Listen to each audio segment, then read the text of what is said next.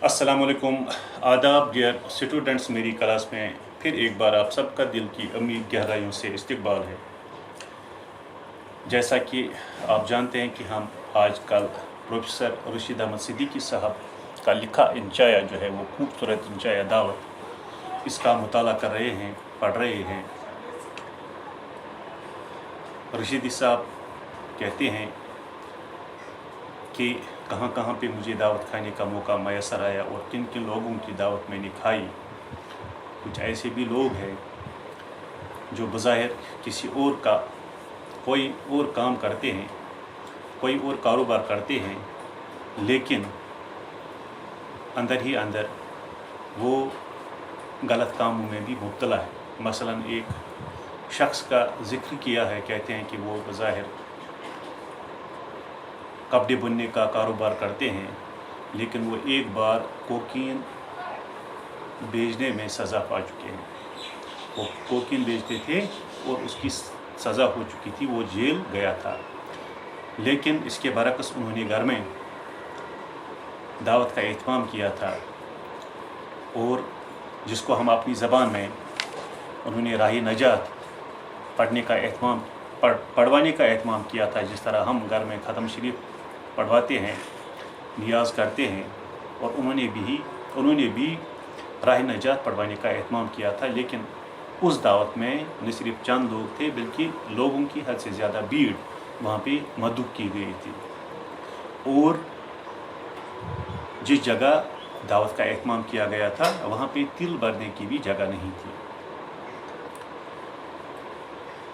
फिर इसके बाद जो रावी है, जो नरेटर है, वो कहते हैं कि मेरा कहीं पे किसी शहर में डेपुटेशन पे मुझे जाने का मौका मिला। वहाँ पे उन दिनों रमज़ान का महीना चल रहा था। शाम को वहाँ की मशहूर मस्जिद के इमाम साहब के यहाँ अफ्तार पर हम सब मदऊ थे, और वहाँ भी मुझे मस्जिद में ही दावत खाने का मौका मिला। इसके बाद वो कहते हैं कि वहाँ के ही ज़माने क़याम में एक और जगह से दावतनामा आया। हमारे मेज़बान वहाँ के मुअज़्ज़ज़ और दौलतमंद तरीन लोगों में से थे। मेज़बानी के फ़राइज़ लेकिन मर्द लोग अंजाम नहीं दे रहे थे, बल्कि एक खातून थी जो मेज़बानी के फ़राइज़ अंजाम दे रही थी।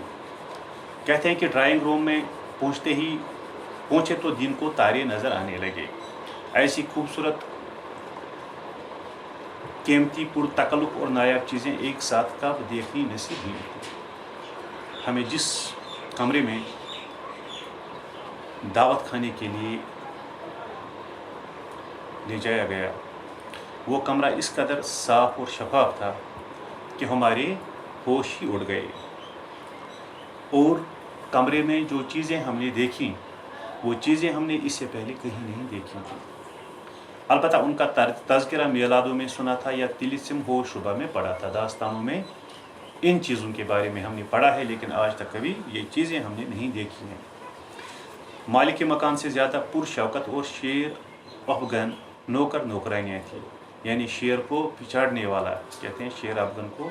वो नौकरानियाँ जो थी वो ज़्यादा खूबसूरत थी और हद से ज़्यादा सजी सांवरी थी। ये शेर अफगन नूर जहाँ के पहले शौहर नहीं, बल्कि हमारे उर्दू शोरा की औलाद किस्म की चीज़ है।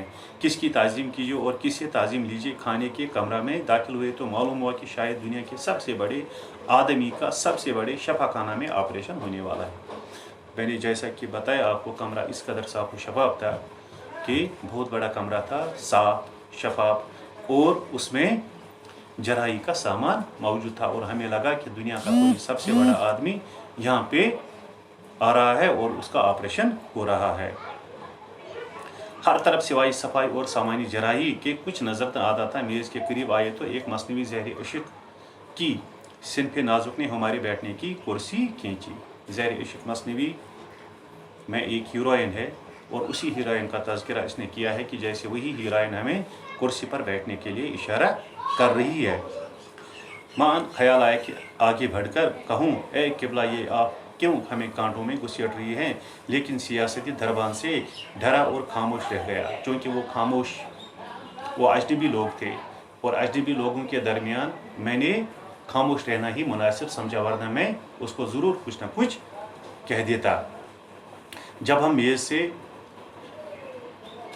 मुतसिल हुए तो उसने कुर्सी हमसे मुतसिल कर दी। मैं उस आदाब से वाकिफ़ न था और कुछ सहमा हुआ भी था। उसने कुर्सी सरकाई, हमें बैठने के लिए इशारा किया और अपनी कुर्सी हमारे साथ लाई। दरअसल ये वहाँ के रिवाज में शामिल था कि कुर्सी मुतसिल करना, साथ साथ बैठना, और मैं इस रिवाज से वाकिफ़ नहीं था, इसलिए कुर्सी पर पूरा बोझ देने की बजाय अपने ही पाँव पर जोर दे रहा था। मैं कुर्सी पर भी पूरी तरह बैठ नहीं सका था। यूँ समझ लीजिए कि गोया न्यायक सुबक सवार झाकी घोड़े पर बैठा हुआ रवाना होने के लिए इशारे का मुंतजिर हो।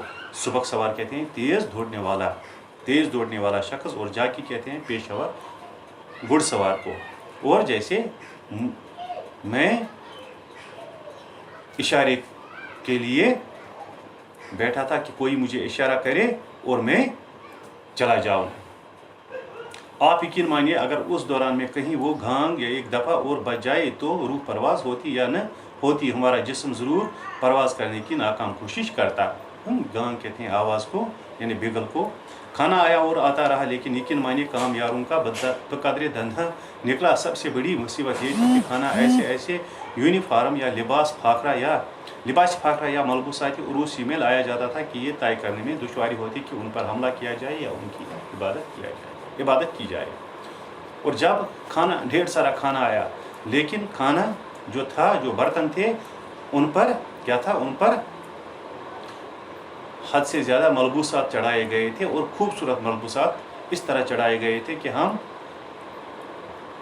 शशपंजे में पड़ गए, हैरान हो गए कि अब ये हम खाएं क्या इसकी इबादत करें, या फिर खड़े होकर कौमी तरह गाया जाए। दूसरी मुसीबत ये थी कि इससे किस आला से किस चीज़ पर हमला किया जाए कि ये जान लेने के लिए तो आप आज़ाद है, जो आला चाहे शौक़ से इस्तेमाल कीजिए, लेकिन खानों के लिए तो मखसूस आलात मुकर्रर है।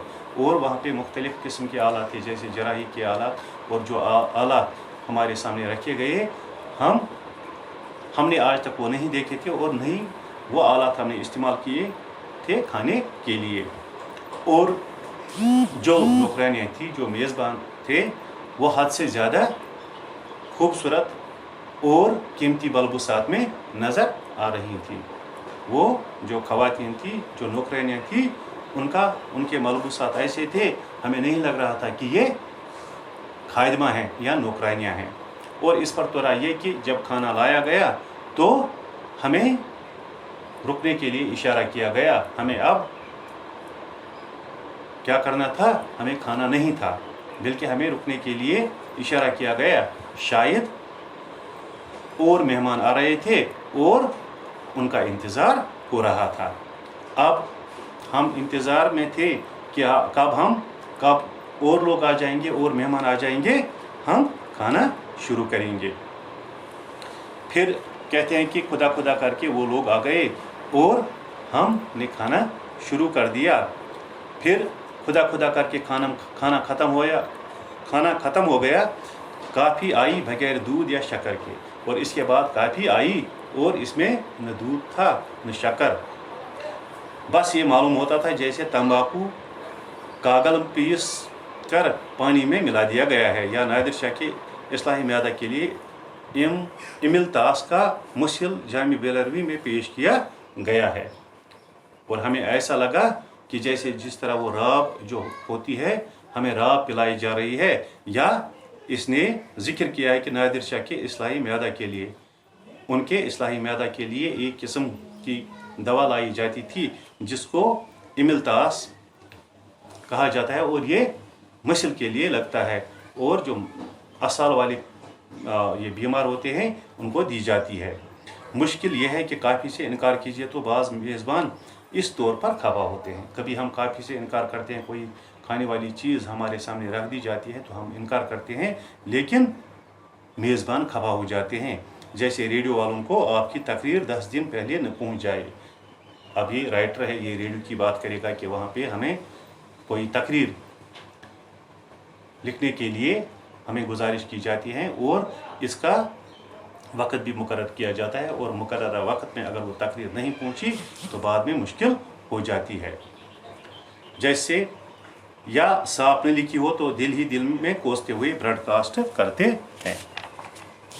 अब फर्ज कीजिए कि किसी रईस के यहाँ दावत हुई। अब ये कहते हैं कि फर्ज कीजिए कि किसी रईस ने हमें दावत के लिए मुद्दू किया है, वो खाना इस तौर पर खिलाएगा गोया मेहमान के साथ पुश्त तक को नवाज डाला।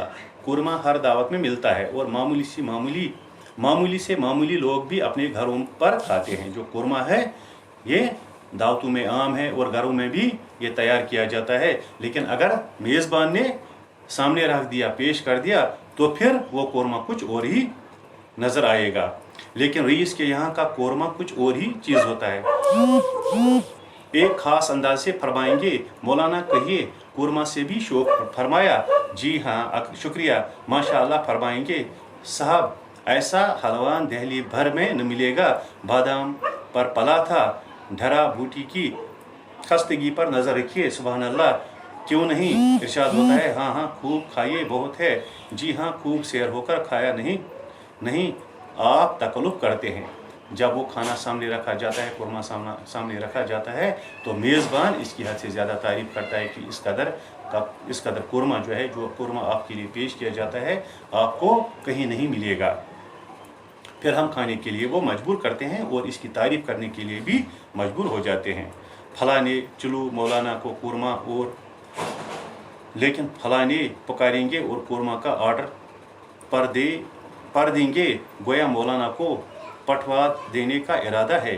कुरमा प्लेट में डाल दिया गया और मौलाना को कुरमा से नफरत होने लगी। इरशाद हुआ, मौलाना ये बावर्ची अब दिल्ली में अकेला रह गया है, इसका दादा मामूली हजाम था।